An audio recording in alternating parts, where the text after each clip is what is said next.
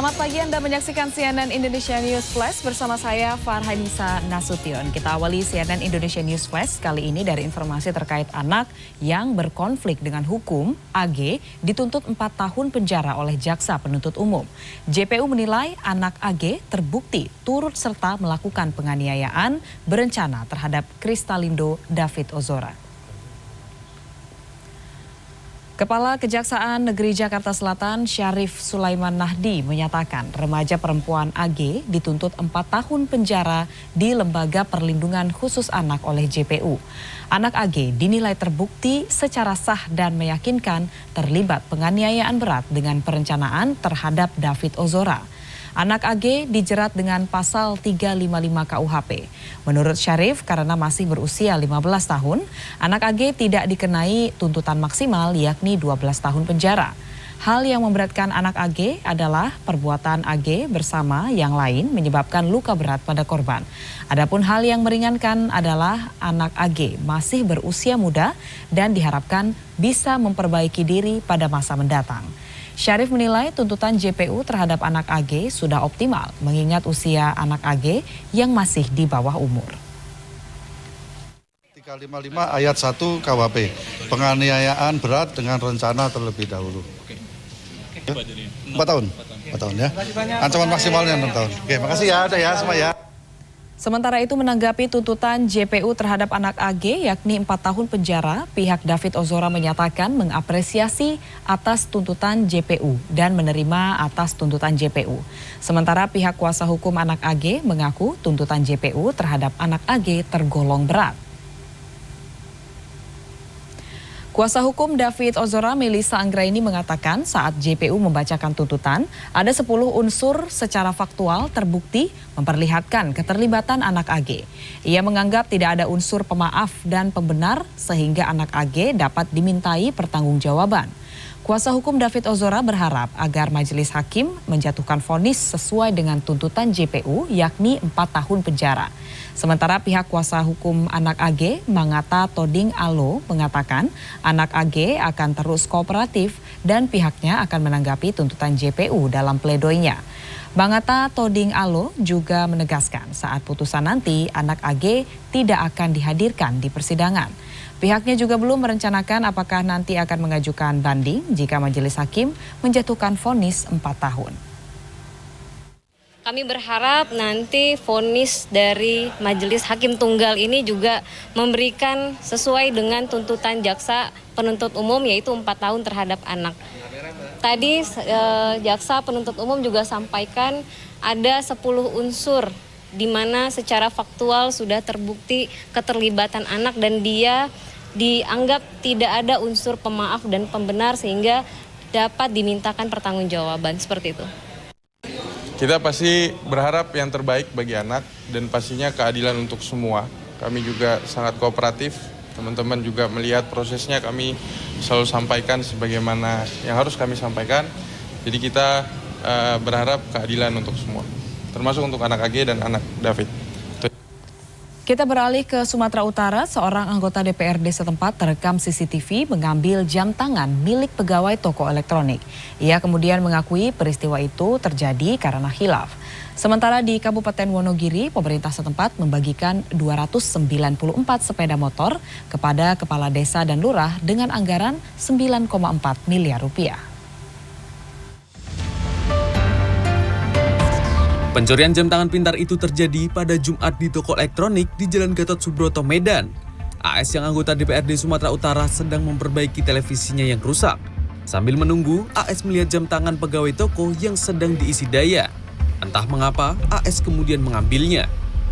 Setelah videonya viral, AS anggota DPRD Sumatera Utara langsung menemui pemilik jam tangan dan meminta maaf atas kesalahannya. Ditemani penasihat hukumnya, AS mengembalikan jam tangan pintar seharga 3 juta rupiah itu kepada pemiliknya. Kabid Humas Polda Sumatera Utara menyatakan antara korban dan AS sudah berdamai. Korban tidak menuntut dan tidak meneruskan proses hukum ke Polsek Medan Baru. Mengutip Detik.com, AS mengaku tidak sengaja membawa jam tangan itu karena mirip dengan miliknya. Sudah selesai, mereka sudah saling memaafkan, kemudian tidak ada tuntutan apapun dari korban.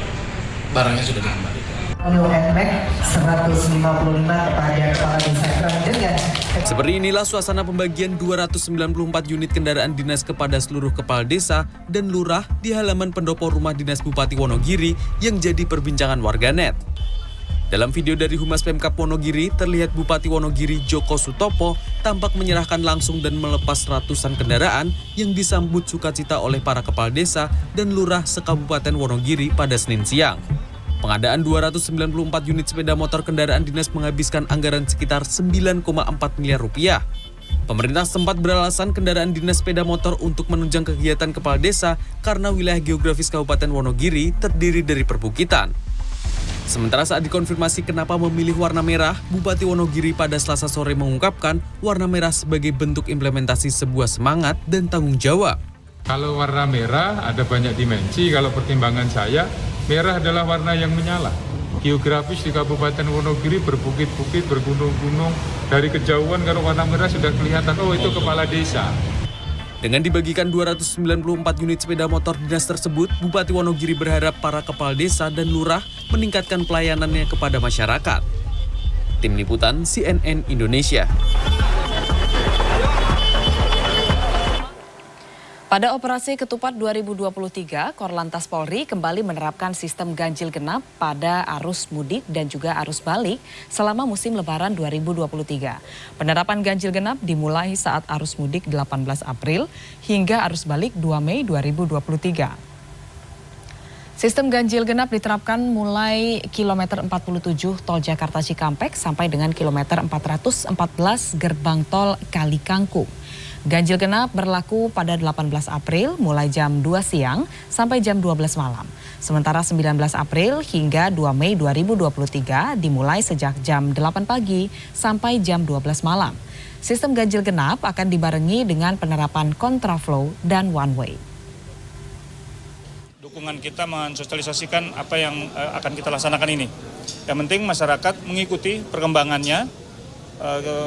Semua opsi-opsi untuk kelancaran akan kita laksanakan, tapi sekali lagi kita berharap yang paling sedikit tentunya yang merugikan masyarakat yang kita ambil. Jadi selebihnya kerjasama yang baik, kelancaran akan kita utamakan untuk yang mudik.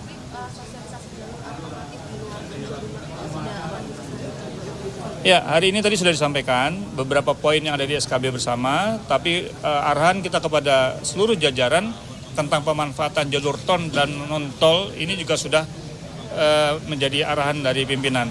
Terakhir kemarin puncaknya Bapak Kapolri kepada kita seluruh jajaran, pejabat utama Mabes Polri di Mabes Polri untuk mengantisipasi seluruh kesiapan operasi ketupat yang akan dilaksanakan ini. Kita ke Jawa Timur di mana puncak arus mudik di Terminal Purabaya, Surabaya di Sidoarjo diperkirakan baru terjadi mulai 3 hari sebelum Lebaran. Sementara otoritas Terminal Purabaya menyatakan telah berkoordinasi dengan perusahaan otobus agar menyiapkan bus cadangan. Selain itu, petugas keamanan juga akan ditambah untuk mengantisipasi adanya pelanggaran tarif bus dan juga copet. Jumlah penumpang harian di Terminal Purabaya Surabaya di Sidoarjo, Jawa Timur hingga Rabu masih stagnan di angka 7.000 hingga 20.000 orang. Jumlah armada bus juga masih di angka 700 hingga 1.300 unit per hari. Puncak arus mudik di Terminal Purabaya diperkirakan baru terjadi mulai 3 hari sebelum Lebaran. Adapun tujuan favorit bus antar kota dalam provinsi AKDP adalah Malang, Trenggalek, Madura, Pare, dan Blitar. Sementara tujuan favorit bus antar kota antar provinsi AKAP adalah Jakarta dan Bandung. Salah satu perusahaan otobus yang melayani rute Jakarta ke Surabaya menyatakan ketersediaan tiket mulai 18 hingga 20 April 2023 menipis. Sementara tiket dari Surabaya ke Lampung dan Palembang terjual habis mulai 15 hingga 20 April. Kalau favoritnya yang berangkat dari Surabaya itu malah ke arah Lampung Palembang, Sumatera. Itu mulai tanggal 15 sampai tanggal 20 April kita sudah habis semua. Tujuan Surabaya ke Lampung sama Palembang. Kalau dari Jakarta ke sini rata-rata antara tanggal 18, 19 sama 20. Hampir sama lah. Itu kira-kira 85% sampai 90% tiket sudah terjual. Sementara itu, salah satu perusahaan otobus yang melayani rute Surabaya ke Bandung menyatakan ketersediaan tiket masih banyak. Untuk tiket dari Surabaya ke Solo, Yogyakarta, Bandung, dan beberapa daerah di Jawa Barat terjual sekitar 20% mulai 8 hari sebelum Lebaran. Kondisinya masih longgar sih, masih banyak space yang ini belum terjual karena ya mungkin ramenya sekitar H-7, H-8 gitu baru full. Tasik, Bandung, terus Bumiayu juga ada, Indramayu gitu, Kuningan. Yang lebih banyak ya Jogja, Solo itu. Otoritas Terminal Purabaya menyatakan telah berkoordinasi dengan perusahaan otobus agar menyiapkan bus cadangan. Ketersediaan armada itu kita sudah koordinasikan dengan PO, seluruh PO yang terdaftar di sini untuk menghitung bis reguler yang biasa mengangkut, biasa dioperasikan maupun bis cadangan disediakan ya pada saat angkutan Lebaran itu. Itu yang paling penting. Jumlah daripada ketersediaan itu nanti sambil berjalan kita. Selain itu, petugas keamanan juga akan ditambah untuk mengantisipasi adanya pelanggaran tarif bus dan copet. Tim Liputan CNN Indonesia. Ya, pada 2 pekan menjelang Lebaran, warga dari sejumlah wilayah memadati layanan penukaran uang baru yang digelar di mobil kas keliling Bank Indonesia di Pasar Palmerah, Jakarta. Sementara itu, puluhan warga kota Pasuruan, Jawa Timur rela antre dan berpanas-panasan untuk menukarkan pecahan uang baru.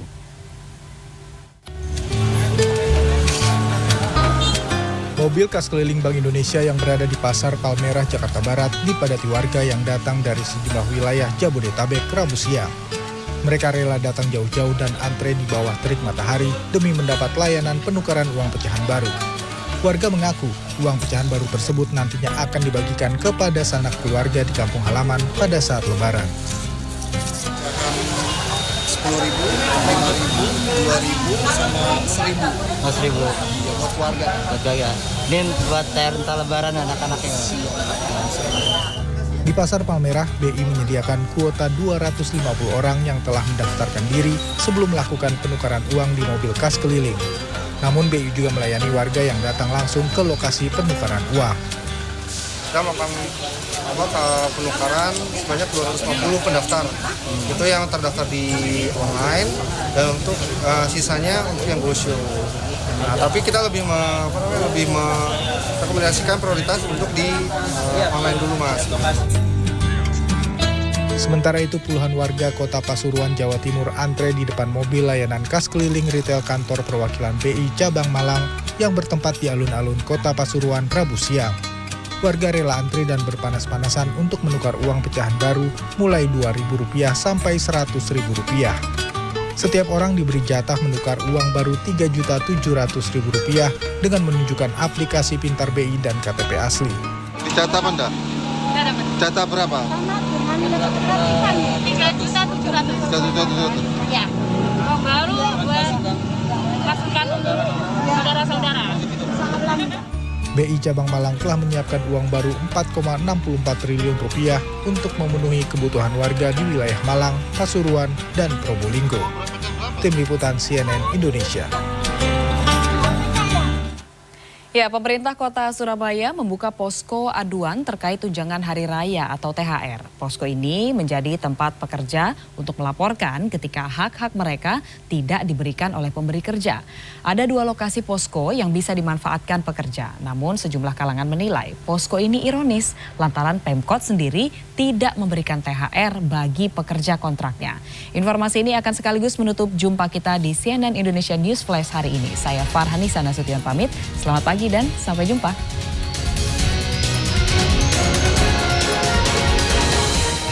Sejak Senin 3 April lalu, Dinas Perindustrian dan Tenaga Kerja di Dispendak Kota Surabaya membuka posko aduan THR. Tahun lalu, posko yang sama menerima 21 aduan. 19 diantaranya terselesaikan dan 2 aduan tidak terselesaikan. Dispendak meminta pekerja melapor jika THR-nya tidak dipenuhi perusahaan. Cara melapor pun dibuat sederhana untuk mempercepat pelayanan. Untuk pekerja dan perusahaan cukup bisa barcode yang sudah kami sediakan dan sudah kami kirim ke perusahaan-perusahaan maupun ke teman-teman serikat, cukup mengirimkan barcode link kepada di email Disnaker. Yang penting ada identitas dirinya, kemudian hubungan kerja dengan perusahaan, kemudian kami verifikasi dan klasifikasi dengan perusahaan. Cukup demikian saja. Tetapi bagi pekerja kontrak di lingkungan Pemkot Surabaya, posko ini tidak berarti apa-apa. Pemkot tidak pernah memberikan THR kepada para pekerja kontraknya. Padahal jumlah pekerja kontrak di lingkungan Pemkot Surabaya mencapai 25.000 orang. Seorang pekerja kontrak yang sudah hampir 10 tahun bekerja mengaku tak sekalipun merasakan manisnya THR. Saya bekerja di Pemkot sejak tahun 2013 dan selama itu sampai detik ini tahun 2023 kami belum pernah dapat THR atau tunjangan-tunjangan sekalipun. Kalau Pemkot beralasan tenaga kontraknya tidak diatur di Undang-Undang Ketenagakerjaan, justru harusnya Pemkot bagaimana caranya mereka menyesuaikan dengan peraturan perundang-undangan ketenagakerjaan yang ada. Jadi bukan mencari dalih karena kita yang dikontrak dari Pemkot ini justru malah gak dapat THR, gak dapat tunjangan apapun karena tidak sesuai atau tidak diatur di Undang-Undang Ketenagakerjaan. Kepala Dispennak Kota Surabaya, Ahmad Zaini mengatakan tenaga kontrak di lingkungan Pemkot Surabaya tidak berhak atas THR. Dia berdalih berdasarkan peraturan pemerintah nomor 36 tahun 2021 pasal 9 yang wajib memberikan THR adalah pengusaha. Zaini menyebut lembaga pemerintahan tidak terkait regulasi ini. Aturan ini juga tertuang dalam Permenaker 6 tahun 2016 tentang pemberian THR bagi pekerja di perusahaan. Direktur Lembaga Bantuan Hukum LBH Surabaya, Wahid Habibullah mengatakan, pemerintah salah dalam memahami pengertian pekerja dan pemberi kerja. Dalam Peraturan Pemerintah Nomor 36 Tahun 2021, khususnya Pasal 9, memang disebut pengusaha. Namun menurutnya, di dalam Undang-Undang Ketenagakerjaan, istilah yang digunakan adalah pekerja dan pemberi kerja. Dalam kasus pekerja kontrak, mereka adalah pekerja yang menerima kerja, sedangkan instansi pemerintah adalah pemberi kerja. Ironis begitu ya, ketika pemerintah mendorong pengusaha atau perusahaan untuk membayar THR dan